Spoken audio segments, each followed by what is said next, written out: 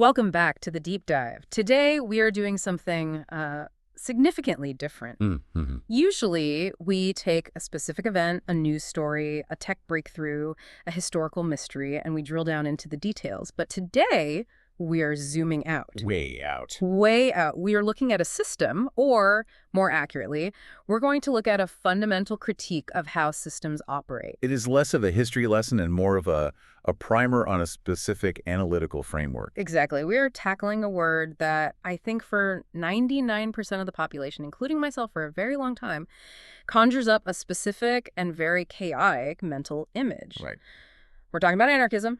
And before you check your phone to see if you accidentally downloaded a punk rock playlist or, a manifesto for burning down convenience stores, stick with us. Please do. Because the sources we have for this deep dive are likely not what you expect. No. And that is the most crucial distinction to make right at the top. We're not looking at this as a political movement to join. We aren't reviewing a platform. We are certainly not discussing tactics for the street. This is purely analytical. We are looking at this through the lens of our primary source for today, which is the pamphlet Anarchism, what it is. A very direct title. It is. And this text presents anarchism not as a chaotic lack of rules, but as a rigorous form of structural analysis. It's a lens. It is a lens. It's a way of looking at power, at legitimacy, and really at how human beings organize themselves. Yeah.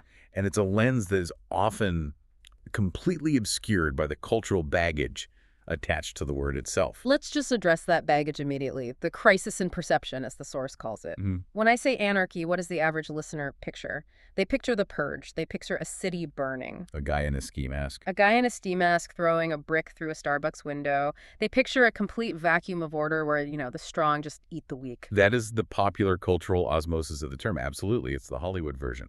But according to anarchism, what it is, that association is a category error. A category error, what does that mean? It's a fundamental misunderstanding of the definitions being used.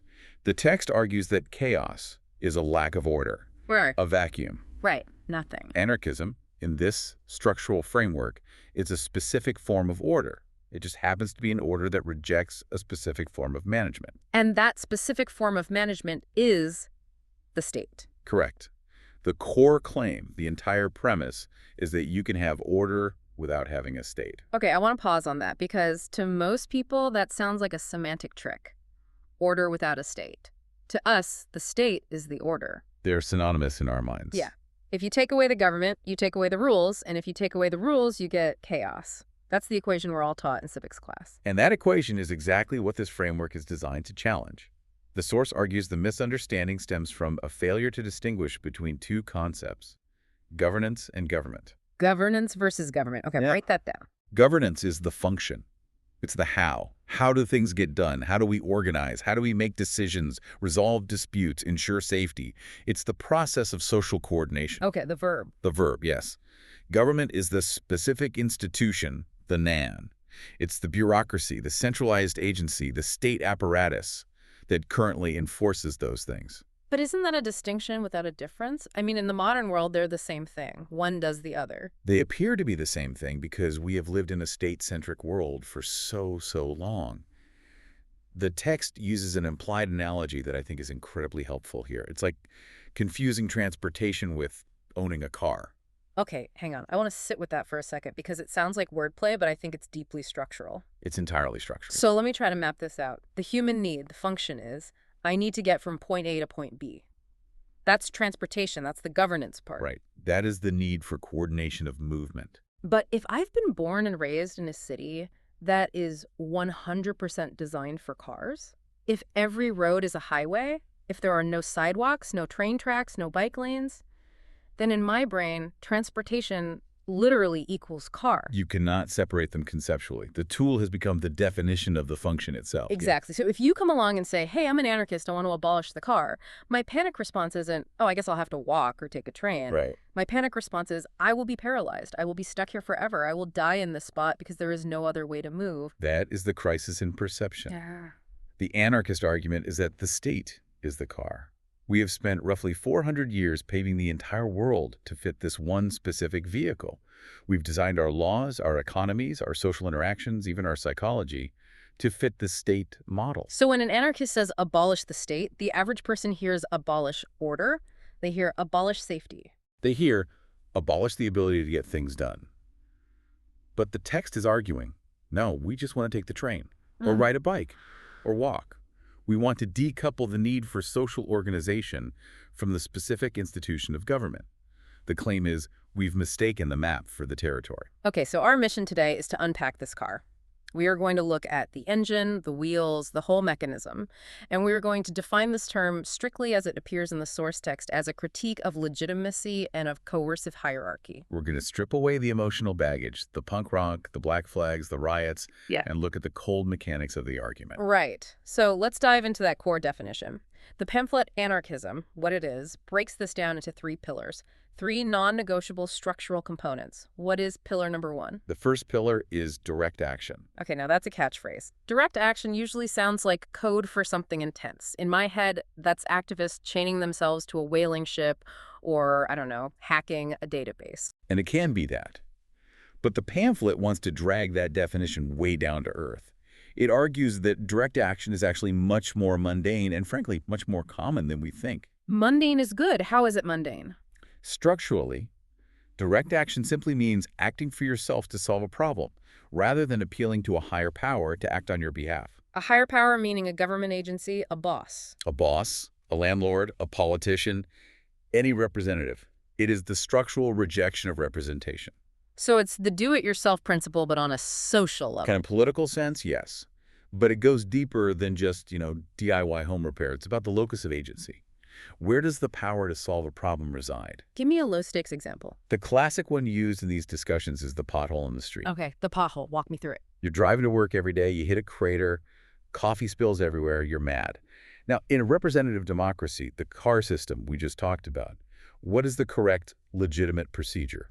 Okay, so I go home, I get on my computer, find the city council website. I look for a report a problem form. I fill it out, describe the pothole, give the cross streets. I get an automated email, and then I wait. And you wait. And you wait maybe for 6 months, maybe a year, maybe forever. Right. You have petitioned the authority. You've asked them to use their power on your behalf. You have delegated the solution.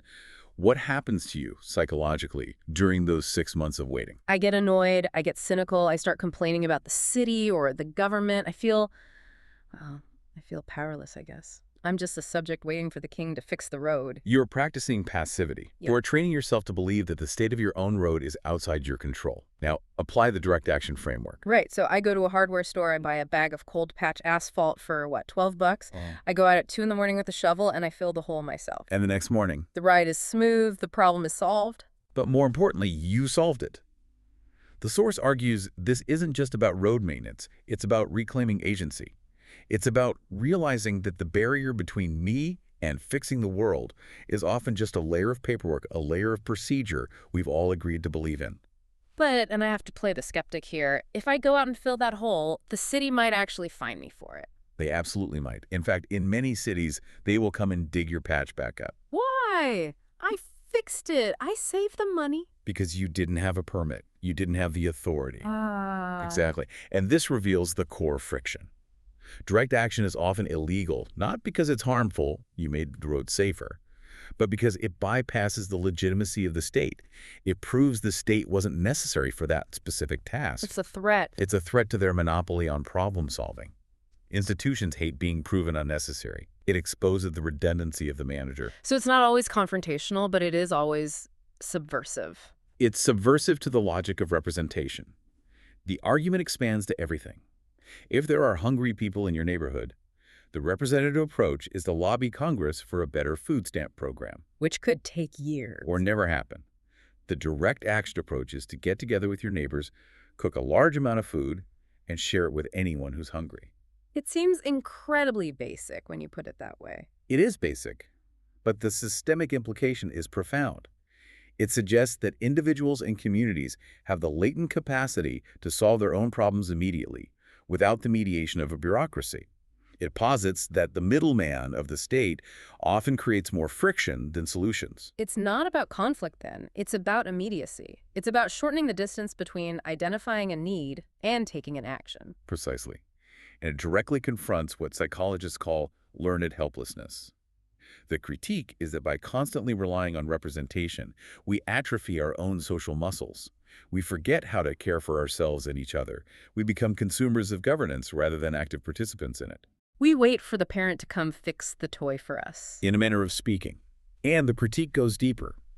It suggests that the representative, the politician, the bureaucrat, is structurally incentivized to maintain the system that grants them power, rather than necessarily fixing the root problem. If they fix the problem permanently. They might not be needed anymore. Their job might disappear. So there's a systemic pressure to manage problems, not solve them. Okay, that's a very clear, if cynical, picture of Pillar 1. Direct action, do it yourself, don't ask for permission. What is Pillar 2? Pillar 2 is voluntary cooperation. This sounds like the transportation without the car part we were talking about, how we organize. It is. Voluntary cooperation is defined simply as association based on consent. That means you have the right to join a group and critically the right to leave it at any time. Which stands in direct contrast to how the state works. The complete opposite. The state is defined by compulsory inclusion. You don't sign a contract to become a citizen of a country when you're born. No, you're just in. You are born into it. You are subject to its laws, its taxation, and its authority based purely on geography, not on your personal consent. You cannot simply opt out of the laws of the land you're standing on. Right, I can't just write a letter to the government saying, you know what, I'm not really feeling the tax code this year, I'm going to unsubscribe. Try telling that to the IRS and see how voluntary your association is. But in an anarchist framework, legitimacy comes only from ongoing active consent. If an association is not voluntary, it is considered coercive and therefore illegitimate. But hold on, let's get practical. How does anything get done if everyone can just leave whenever they want? If I'm working on a community project and I just get bored, I can just walk away. That sounds like a recipe for flakiness, not for a functioning society. The source material argues that people want to get things done. People want to be safe, they want to be fed, they want to build things. They will cooperate because it is in their mutual best interest, not because a police officer is forcing them to. So the glue of society should be mutual interest, not the threat of force. Yes. Think about the difference between a contract in our current system versus a covenant or a voluntary agreement. A legal contract is ultimately enforced by the state. If you break it, I sue you, and a judge with a bailiff will force you to comply. A covenant, or a voluntary agreement among peers, is enforced by the relationship itself. If you break your word, you lose trust. You lose your reputation. You lose the benefits of being part of that group. So the consequence of opting out or breaking the rules isn't prison, it's exclusion, it's social pressure. Or the loss of social capital, yes.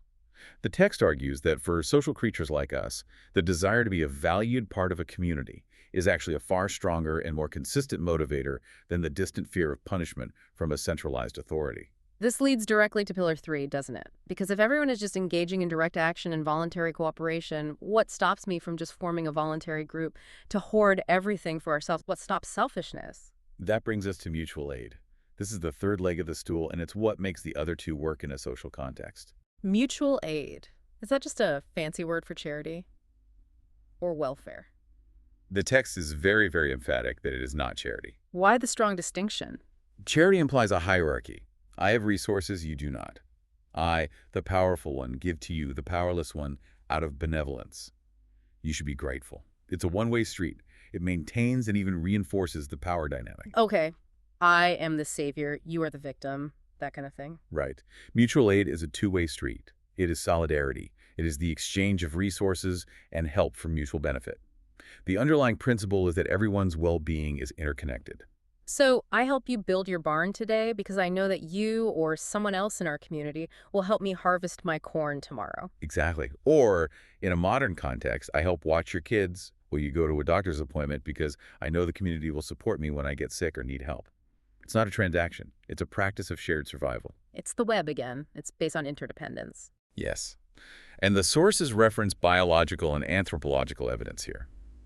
They push back hard against the social Darwinist idea that nature is purely a war of all against all. The whole survival of the fittest dogma. Yeah. That we're all just selfish genes competing. Right. We're taught that nature is red in tooth and claw. But many classical anarchist theorists and modern anthropologists argue that in nature, cooperation is actually a more successful evolutionary strategy than competition. Wolves hunt in packs. Bees work in hives. Even at a microbial level, symbiosis is key to life.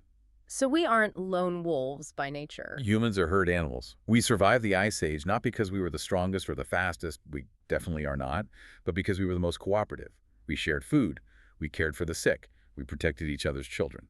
So the argument from the text is that greed isn't the default human setting. It claims that while humans are certainly capable of greed and competition, we are also biologically wired for cooperation and empathy.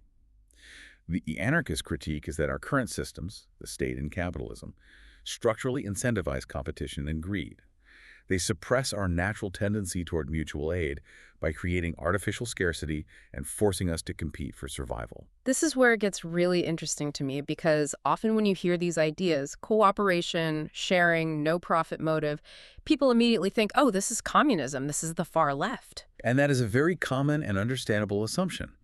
But the primary source, anarchism, what it is, explicitly differentiates anarchism from the political philosophies of the left. Really? How so? Because sharing resources sounds pretty left-wing to the average person. It's a structural distinction, not necessarily a moral one. The traditional left socialism, communism, at least in their state-centered forms, generally seeks to seize the state. Right. Win the election, take power. Exactly. They want to take over the car and drive it in a different, hopefully better direction. They want to use the machinery of government to redistribute wealth and enforce equality. So they want a new driver, maybe a better engine, maybe they want to run it on solar power instead of gas, but they fundamentally keep the car. Yes. They believe the machine is neutral and it just needs the right people operating it. Anarchism seeks to dismantle the car entirely Why? because they view the mechanism of the state itself, the centralization of power, the monopoly on violence, the hierarchical structure as the root of the problem. So they argue that no matter who is driving a king, a president, a dictator, a people's committee, the car, by its very nature, will always run people over. That is the core of the critique. Yeah. As long as you have a structure where a few people have the power to make and enforce decisions on everyone else, you will have oppression. Oh. It doesn't matter if those few people were elected. It doesn't matter if they have good intentions. The structure itself is the issue. Wow. Okay, so it's not extreme liberalism or extreme socialism. It's operating on a completely different axis of thought. It's not left versus right. It's what? Top down versus bottom up. That's a very good way to put it. It's a critique of hierarchy itself, regardless of the ideology that justifies that hierarchy. So let's get to the hardest part. We've defined the three pillars: direct action, voluntary cooperation, mutual aid. But if we take away the state, if we take away the police, the judges, the presidents, the skeptic in me, and I think the skeptic in our listener, is screaming, but what stops the bad guys? Without authority, how do we stop people from just doing whatever they want? Isn't that just disorder by another name? This brings us to a crucial definition that the sources emphasize. We have to distinguish between power and authority. Okay, unpack that. Because in casual conversation, we use those words interchangeably. The president has power. The president has authority. It means the same thing. In this analytical framework, they are not only different, they are practically opposites. Power is defined as the capacity to act, to do things in the world. Okay. A river has power, it can generate electricity, it can wash away a house. A worker has power, they can build a wall, they can fix a car. It's your ability, your agency. Okay. Capacity. Got it. Authority, on the other hand, is the permission to act, granted and enforced by a third party. It is a social construct. Give me a concrete example to separate them. The source material uses the example of a building permit. You, as a skilled builder, have the power to build a house. You have the skills, the tools, the materials. I have the capacity. Yes. But the city inspector holds the authority. The permit itself doesn't build the house. The piece of paper doesn't pour concrete or frame a wall. The permit is just the mechanism that allows or forbids you to use your own power. So authority is a gatekeeper. It is a gatekeeper backed by the threat of force. If you build without the permit, men with guns may eventually come to tear it down. The anarchist framework seeks to maximize power, that is, people's capacity to create, do, and solve, while eliminating authority, which is the external coercion that tells them whether they are allowed to. But doesn't that make organization impossible? If no one has authority, can you have a complex system? If you have 50 people trying to build a bridge and no one is the boss, don't you just get 50 people arguing about where to start? This is what some call the organization paradox, and it's a critical point in the text. Anarchism does not reject organization. This is a common mischaracterization. It doesn't. No. It rejects coercive organization. Yeah. It rejects hierarchy. What's the difference in practice? Think about a group of friends organizing a dinner party Mm. or a potluck. Okay. I can picture that. Is there a boss of the dinner party? Is there a policeman standing in the kitchen ensuring the salad gets made?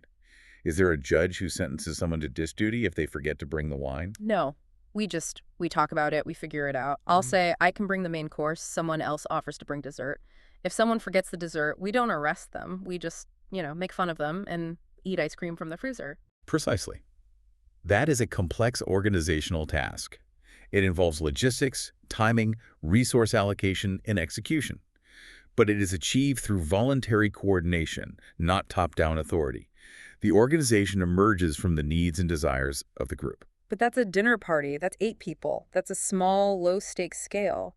Can you run a society like that? Can you run a city's healthcare system or a power grid based on the dinner party model? That's the billion-dollar question, right? The source material points to the anthropological record to argue that, yes, it is possible on a larger scale. There's a famous reference to E. Evans Pritchard's study of the newer people in Africa. Okay. He was a British anthropologist who studied them for years, and he couldn't find a government. He kept looking for the chief, the council, the police, and there was nothing. He called their system ordered anarchy. Ordered anarchy. That sounds like a complete oxymoron. It does to our ears. But it described a society that had complex rules, property norms, and methods for conflict resolution. They had restitution for wrongs, like, if you steal my cow, there's a community expectation that you owe me 2 cows back. Right. But they had no central government. They had no police force to enforce that rule. So who enforced the 2 cows rule? The community. They had mediators, usually elders respected for their wisdom, who would help settle disputes. But those mediators had no power to force a decision. They couldn't order a raid or throw someone in jail. They had to rely on social pressure and the desire of both parties to end the conflict and be accepted back into the community. So it's more like that spider web analogy than a pyramid? Exactly. Right. That is the perfect visual to hold in your mind. A pyramid is top-heavy and brittle. The decision comes from the top and flows down. If you remove the top, the structure might lose direction. If you remove a block from the bottom, the whole thing can collapse. A spider web is decentralized and resilient. It's strong, it's connected, but there is no single point of failure. If you break one strand, the web holds. The structure's integrity is distributed across the entire network. That is a very compelling visual. But again, to play devil's advocate, we don't live in a small tribe of pastoralists. We live in a massive, industrial, globalized world. We have nuclear power plants. We have international shipping lanes. The state seems pretty necessary to keep the lights on and stop us from just descending into chaos. And that leads us directly to the structural critique of the state itself. Blech. Why are anarchists so obsessed with dismantling it? It's not just because they don't like being told what to do. It's a deep systems critique. Okay. The texts we're using define the state not as a protector or a social contract, but as a machinery of capture. And its primary defining characteristic is the monopoly on decision-making. A monopoly on decision-making, what does that mean in practice? It means that in a state system, a very small number of individuals, legislators, presidents, judges, make binding decisions for the vast majority. And this is the crucial part. Those decisions are enforced by a monopoly on legitimate violence. I want to push back on that word violence because I pay my taxes, I go to the DMV, I follow traffic laws. I don't feel coerced. I don't see a gun pointed at my head. It feels like a social contract, not like a robbery. And that is the genius of a well-run system. The violence is usually invisible precisely because you are complying. It remains a background threat. Okay. But the anarchist analysis asks a simple question. What happens if you stop complying? If I stop paying taxes, for example. Right. You just politely decline. You Right. send a letter saying, I don't support the current foreign policy, or I don't like how the roads are being paved, so I'm keeping my income tax this year to spend on my community directly. What happens next? I get a letter from the IRS. A polite automated letter. Sure. And you ignore it. Then what? I get a fine. A bigger, scarier letter. You ignore that too. You throw it in the trash. What's the next step? They garnish my wages. They put a lien on my house. And if you work for cash and don't have a bank account, if you resist the seizure of your property, Eventually, men with guns come to my house. eventually men with guns come to your house. Yeah. And if you lock the door and refuse to come out, they break it down. And if you resist them physically, they will use escalating force up to and including lethal force. So the argument is, The argument is that every single law, no matter how small or mundane, from a parking ticket to a zoning regulation, is ultimately backed by a death threat. A death threat. That feels incredibly extreme. It's a long chain of escalation, but the final link in that chain is always the same. Do what we say, or we will take your property. If you resist, we will take your freedom. If you resist that, we will take your life. And the anarchist critique is that no entity, no group of people should hold that much power over others. Precisely. The source calls it a monopoly on violence. The state creates a situation where its violence is called law enforcement, and your resistance to that violence is called crime. The physical action might be identical: kidnapping versus arrest, taxation versus theft, killing versus execution, but the label of legitimacy is the only variable. It fundamentally reframes who the initial aggressor is in any interaction. Yes. And structurally, the state applies this logic of coercive management to the entirety of social life. The sources draw a line connecting the logic of the factory, the school, and the prison. Oof. Comparing my office to a prison feels a little harsh, but I see the structural argument. Structurally, think about mechanics, surveillance, imposed schedules, punishments for deviation, rewards for compliance. You have to ask permission to leave. You have to ask permission to eat. You are managed. The state simply applies this disciplinary logic to whole populations. And the anarchist critique is that human beings are not cattle to be managed. They are agents who should be self-determining. This circles back to the voting thing, because I think for a lot of people, the answer to all this is, well, if you don't like the decisions the state is making, just vote for different people. That is our remedy. That's our power. And here is where we get to the critique of representation. We touched on it with direct action, but let's go deeper. The source material argues that voting is not a solution to powerlessness. It is a ritual of powerlessness. A ritual of powerlessness. That is a very heavy phrase. The argument is this: when you vote, you're selecting a master, but you are still a subject. You are choosing who gets to hold the whip, but you aren't putting the whip down. But isn't it better to have a nice master than a cruel one? Isn't it better to have a representative who agrees with me on most things? The anarchist would first ask, why do you need a master at all? And second, they would point to the structural incentives. The job of the representative is, first and foremost, to stay in power. To do that, they must please donors, the party machine, the media. The actual needs of their constituents, you and me, are structurally secondary to maintaining the flow of power that keeps them in their position. So the representative acts as a buffer. A buffer layer that protects the system from the people, rather than a conduit for the people to control the system. It alienates you from your own agency. By electing someone to solve problems, you effectively surrender your own power and responsibility to solve them. It's the difference between having a leaky pipe in your apartment and fixing it yourself versus having to call a property manager who may or may not call a plumber, and the property manager is more worried about keeping his contract with the building owner than whether your floor is wet. And in this analogy, the property manager also has a gun and demands you pay his management fee, even if the pipe is still leaking. Right. Okay. I see the critique. It's a critique of the mechanism, not necessarily the individuals. It's not saying all politicians are evil. It's saying the job of a politician within this structure creates perverse incentives. Exactly. It is a systems analysis. The claim is that if you put a saint in a position of coercive authority, the structural pressures of that position will still apply. They will eventually act to preserve their authority. So we've defined what anarchism is according to the source: direct action, voluntary cooperation, mutual aid. We've looked at why it rejects the state, but I want to spend some time on what anarchism is not, because the misconceptions are powerful and they are very, very sticky. They are. Let's do a systematic disambiguation, a rapid-fire round. Okay, hit me. Myth number 1. Anarchism is lawlessness. No rules. If we get rid of the state, there are no laws, and I can just drive 100 miles per hour through a school zone. False. The texts argue it is the absence of statute law, that is, law imposed from above by a legislature. But it is the presence of customary law or community agreements generated from below. Customary law. Rules that emerge from the community's needs and values. The sources make it clear that dispute resolution still exists. You still have mediators, you still have restorative justice circles. If someone harms the community, there is a process.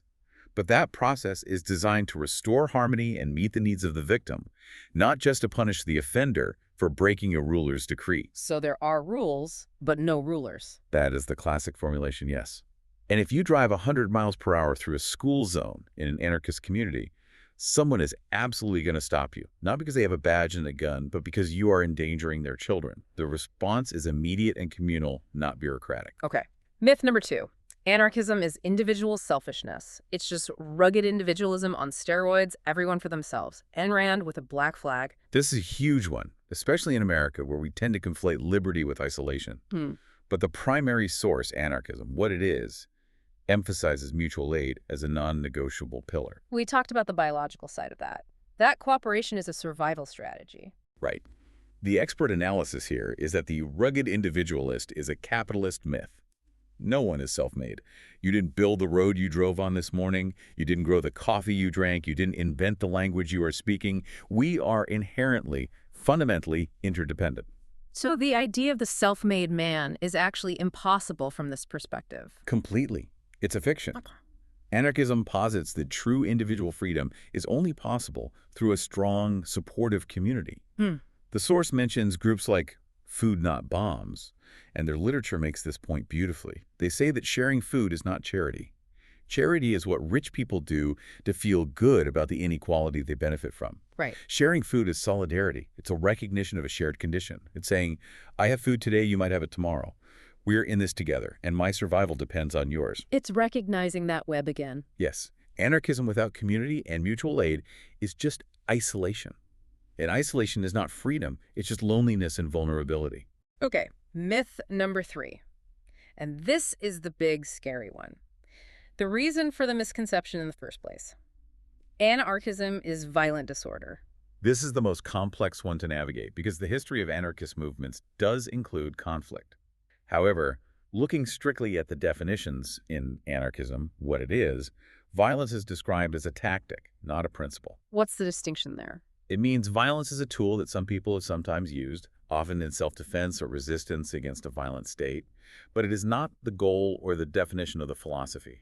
In fact, the text argues that the state is inherently violent because it relies on coercion. The police, the prisons, the armies, the threat we discussed earlier. Right. The state is institutionalized violence. So from that perspective, anarchism claims to be a movement away from institutionalized violence toward a society based on consent. But what about the rioters we see on TV, the people breaking windows? The supplemental source material we have argues that questioning the state's monopoly on force is often framed as violence by those in power and the media that serves them. So if a police officer hits a protester with a baton, that's restoring order. If a protester pushes back, that's violence. Structurally, that is the argument. The text suggests that we define violence very selectively. Is it violent for a corporation to pollute a river that gives a cow cancer? Is it violent to evict a family onto the street in the middle of winter? Anarchists would say yes, that is profound violence. The state says no, that's just business. Or enforcing a contract. Anarchism seeks to challenge that very definition of violence. It again reframes who the aggressor is. Precisely. It asks, who initiated the coercion? Where did the force originate? Okay, so if this state system is so coercive, so violent, so inefficient compared to the spider web of mutual aid that is supposedly our natural state, why is it everywhere, and why does this anarchist idea keep coming back? It feels like a ghost that haunts history. It never seems to win, but it never fully dies either. That is a beautiful way to put it. The text framed this as a recurring crisis of legitimacy. A crisis of legitimacy. Yeah. History shows a pattern. Whenever centralized systems fail to provide security or dignity, think of natural disasters, economic collapses, wars, the mask of the state falls off. Its claim to be the sole provider of order is shown to be false. And when the management stops, life breaks through. You mentioned disaster sociology earlier. This is the Hurricane Katrina example, right? Yes. The source Anarchy Works cites numerous accounts from New Orleans after Hurricane Katrina. The dominant narrative on the news was chaos, looting, gangs running wild. I remember that. The reality on the ground, documented by sociologists and residents themselves, was largely one of spontaneous mutual aid. The Cajun Navy, people in small boats going house to house rescuing their neighbors. Exactly. When the police and the government vanished or proved incompetent, people didn't instantly turn into monsters from Lord of the Flies. They formed rescue squads. They shared food and water. They organized makeshift clinics and shelters. So the war of all against all thing didn't happen. Lord of the Flies is a novel written by a pessimistic schoolteacher. The reality was closer to the opposite. The analysis here is that anarchism, as a practice, recurs because it is the default mode of human organization when the artificial structures of coercion are removed. It's what we do naturally when the power goes out. It's what happens when the authority goes out. The power, the capacity of people to act and solve problems actually increases dramatically. That connects to the Leviathan concept from one of the other sources you mentioned. Yes, from Freddie Perlman's Against His Story, Against Leviathan. It's a dense, poetic text, but the core idea is that human history isn't a straight line of progress toward the modern state. It's not. No. He frames it as a constant tension, a perpetual tug-of-war between free communities, people trying to live in that web of mutual aid, and the Leviathan, which is his term for the state apparatus that seeks to capture, count, tax, and control them. And his argument is that we are constantly, in small ways, resisting that capture. Even in the most mundane ways. When you do a favor for a friend without expecting immediate payment, you are acting outside the market economy. When you and your neighbors solve a dispute without calling the police, you are acting outside the state. Anarchism, in this view, isn't a future utopia we have to build from scratch. It's a current, ever-present reality that is constantly being suppressed by hierarchical systems. That is actually kind of hopeful, or at least it makes the idea feel less alien and abstract. It grounds it. It takes it out of the realm of manifestos and Molotov cocktails and puts it into the realm of how you treat your neighbor. So we've unpacked the car, we've looked at the engine, we've seen that it's maybe not the only way to travel. Where does this leave us? We said at the top this wasn't advocacy. What's the point? The goal here was orientation only. We are not telling you to go burn your voter registration card. We're certainly not telling you to stop paying your taxes. Legal disclaimer. Definitely do not do that. But we are offering a lens, a new set of glasses. The anarchist critique, as defined in these texts, is a tool for analysis. You can use it in your daily life to better understand the world around you. I hope so. You can look at any situation, your workplace, your school, your family, a news event, and ask 3 simple questions based on the pillars. Okay, what are they? Question 1, based on coercion. Where is the force? Who is compelling whom to do what? Is this relationship voluntary? Okay, can I... Question 2, based on representation. Who is making the decision versus who is affected by it? Is the person deciding the lunch menu the one who has to eat the lunch? Are the people making policy immune from its consequences? Right, the skin in the game question. And question 3, based on mutual aid. Is this relationship reciprocal or is it hierarchical? Is it a one-way street of charity or a two-way street of solidarity? And if the answers are yes, there's force, the decision maker is separate, and it's hierarchical. Then you know you are dealing with a structure of authority, not just organization. And once you see that structure, you can understand and even predict why it behaves the way it does. You stop being surprised when the representative betrays you for a donor. You stop being surprised when the bureaucracy chooses its own survival over your well-being. It's predictable system behavior. It removes the emotional baggage. It's not about good people or bad people. It's just mechanics. It leaves you with a dry, structural assessment of power dynamics. Yeah. And that is an incredibly useful analytical tool, regardless of your personal politics. I really like that. It turns it from a scary political label into a diagnostic tool, a way of seeing. That is the hope. So as we wrap up, I want to leave the listener with a thought that really stuck with me from the source material. It's a bit of a challenge. If you look at your actual daily life, your friendships, your hobbies, how you organize that dinner party we talked about, do you use authority and force? Do you command your friends? Do you write laws for your family and punish them for infractions? Or do you use voluntary cooperation and mutual aid? Do you rely on the policeman in the kitchen? Exactly. The final provocative thought is this. You might already be acting like an anarchist in 90% of your life. You might only be relying on the coercive authority of the state for that final 10%. And if that's true, why are we so afraid of the word? That is the question to sit with. Something to mull over on your commute, whether you were driving the car or not. That's it for this deep dive. This project is free and publicly accessible. If you'd like to support the time, tools, and research behind crisis and perception, you can become a supporter on Patreon. For a shorter visual overview, see the mini explainer linked in the description. If you enjoyed this kind of systems-level analysis, please like, subscribe, and comment with topics you'd like us to explore next.